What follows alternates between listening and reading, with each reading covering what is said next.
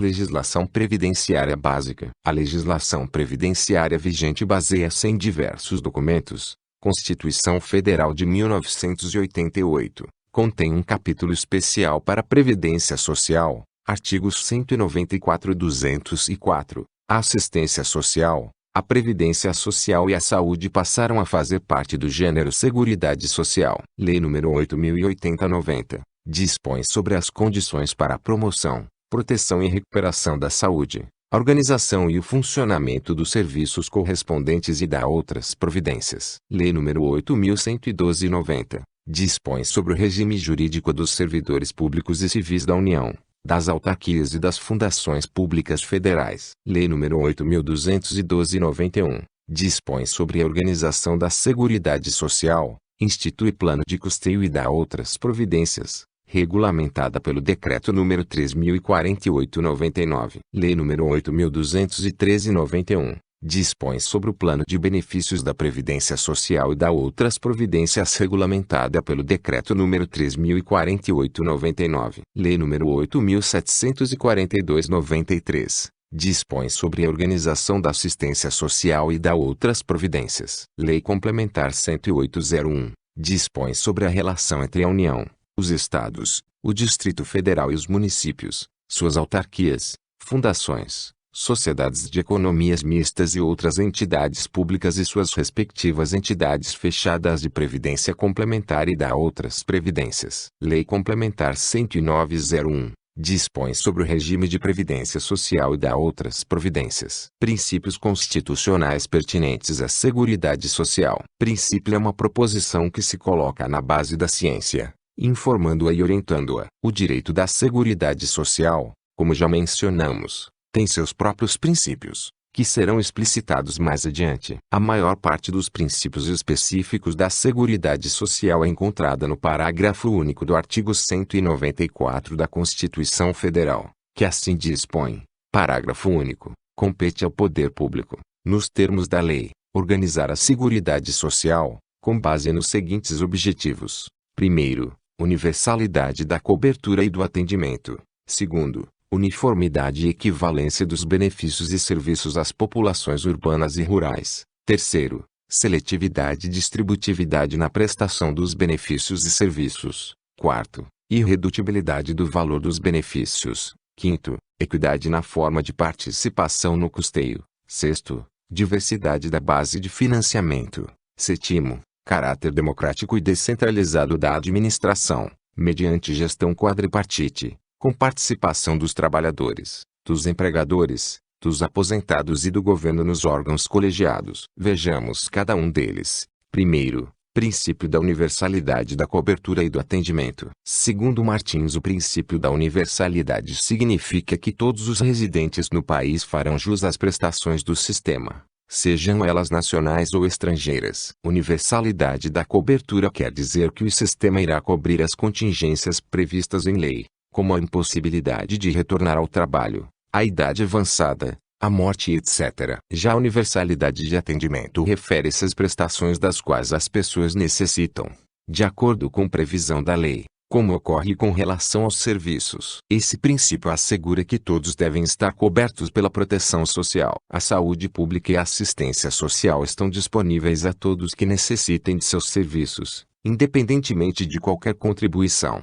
E a Previdência é regime contributivo de filiação obrigatória para os que exercem atividade remunerada lícita. No caso da Previdência Social, para atender a esse princípio, a legislação previdenciária facultou a filiação mesmo àqueles que não exercem atividade remunerada abrangida pelo sistema. Assim, criou-se a categoria de segurado facultativo, que pode filiar-se ao sistema se assim desejar, tendo universalidade de cobertura e atendimento. Segundo, princípio da uniformidade e equivalência dos benefícios e serviços para as populações urbana e rural. Desde a Constituição Federal de 1988, não mais se distingue o trabalhador urbano do trabalhador rural no que se refere aos seus direitos fundamentais. Ambos têm, portanto, idêntica proteção da Seguridade Social. Com a Lei nº 8.213/91 foram instituídos todos os benefícios aos trabalhadores urbanos e rurais, não mais havendo qualquer distinção. Terceiro, Princípio da seletividade e distributividade na prestação de benefícios e serviços. A seletividade na prestação dos benefícios e serviços implica que tal prestação seja fornecida apenas a quem realmente necessitar dela, desde que se enquadre nas situações que a lei definir. Somente poderão usufruir do auxílio-doença,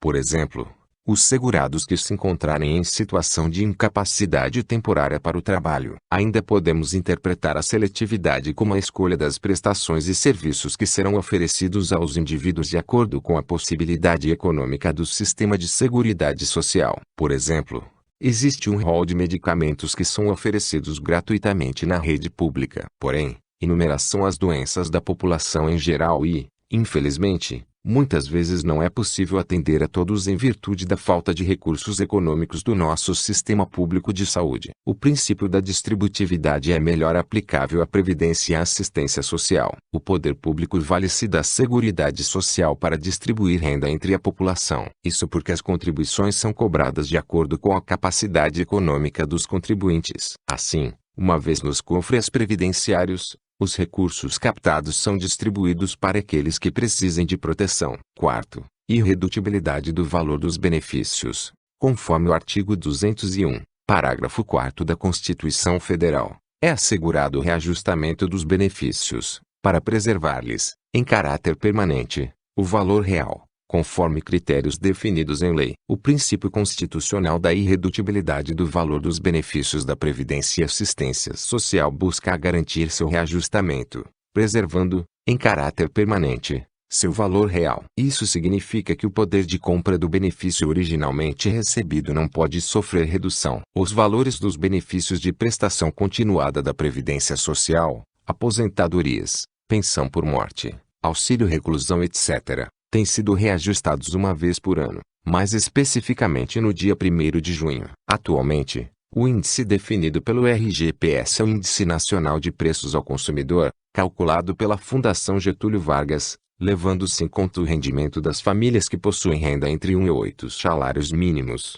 sendo o chefe assalariado. Quinto, princípio da equidade na forma de participação no custeio. Para definir a participação no custeio da Seguridade Social, será levada em consideração a capacidade de cada contribuinte. Esse princípio correlaciona-se com o princípio da igualdade, que dispõe que, entre pessoas físicas e jurídicas obrigadas a contribuir, aquelas que se encontrarem em situação idêntica devem contribuir da mesma forma. Assim, empregado e empregador não contribuem na mesma proporção, uma vez que não se encontram em possibilidades econômicas semelhantes. Equidade, por sua vez, pode ser traduzida em linhas gerais como a justiça aplicada ao caso concreto. Assim, deve ser cobrada uma maior contribuição de quem tem maior capacidade de pagamento, para que seja possível beneficiar os que não possuem as mesmas condições. A legislação ordinária já prevê certa equidade, pois enquadra o trabalhador em alíquotas diferenciadas de acordo com o salário percebido. Sexto, princípio da diversidade da base de financiamento. A Constituição prevê diversas formas de custeio para a Seguridade Social, por meio da empresa, dos trabalhadores, dos entes públicos e dos concursos de prognósticos, conforme ficou regulamentado pelo artigo 195 da Constituição Federal. Vejamos, a Seguridade Social será financiada por toda a sociedade, de forma direta e indireta, nos termos da lei, mediante recursos provenientes dos orçamentos da União, dos Estados, do Distrito Federal e dos municípios, e das seguintes contribuições sociais. Primeiro, do empregador, da empresa e da entidade a ela equiparada na forma da lei, incidentes sobre a folha de salários e demais rendimentos pagos ou creditados pelo trabalho, a qualquer título, a pessoa física que lhe preste serviço, mesmo sem vínculo empregatício.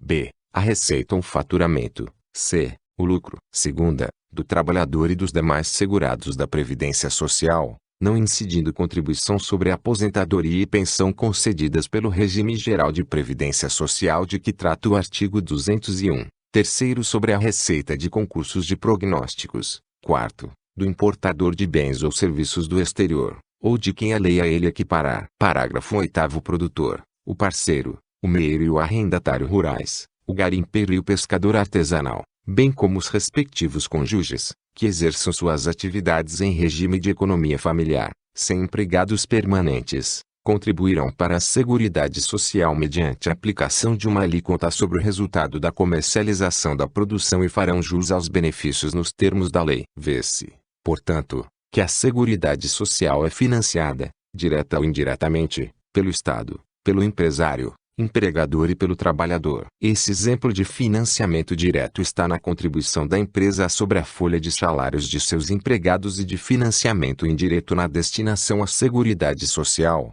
receita de concursos e prognósticos. A finalidade desse princípio é alertar o legislador na busca de diversas bases de financiamento a instituir contribuições para a Seguridade Social e com ele busca-se diminuir o risco financeiro do sistema protetivo. Quanto maior o número de fontes de recursos, menor será o risco de a Seguridade Social sofrer, inesperadamente, grande perda financeira. Sétimo, princípio do caráter democrático e descentralizado na gestão administrativa. Prevê o artigo 194, inciso 7, da Constituição Federal, o caráter democrático e descentralizado da administração, mediante gestão quadripartite, com participação dos trabalhadores, dos empregadores, dos aposentados e do governo nos órgãos colegiados. Com base no artigo citado e a fim de atender a esse princípio, foram criados diversos conselhos, como o Conselho Nacional de Previdência Social, o Conselho Nacional de Assistência Social, o Conselho de Previdência Social e o Conselho de Gestão da Previdência Complementar. Assim,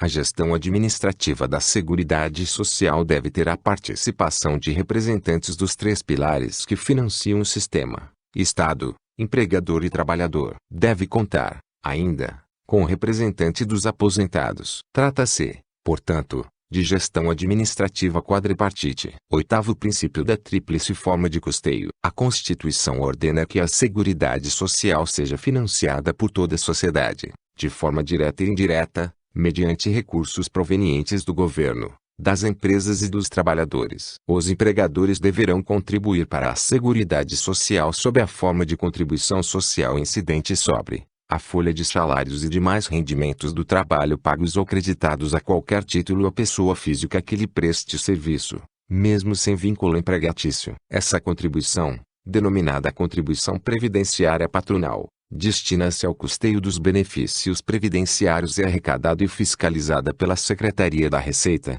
a receita ou faturamento por meio do Programa de Integração Social e a contribuição para financiamento da Seguridade Social, o lucro, que é a chamada contribuição social sobre o lucro líquido, possui a mesma base de cálculo do imposto de renda das pessoas jurídicas. Os trabalhadores e demais segurados da Previdência Social também contribuirão para o financiamento da Seguridade Social. Entretanto, tal contribuição não incidirá sobre a aposentadoria ou pensão concedidas pelo regime geral da Previdência Social. Outra fonte de financiamento da Seguridade Social advém da receita de concursos de prognósticos, que é todo concurso de sorteio de números ou quaisquer outros símbolos, loterias e apostas de qualquer natureza, promovidos por órgãos do poder público ou por sociedades comerciais e civis. Atualmente, 30% da renda líquida dos concursos de prognósticos constitui receita do Fundo de Financiamento ao Estudante de Nível Superior. Nono princípio da preexistência de custeio em relação ao benefício ou serviço. Conforme dispõe o artigo 195.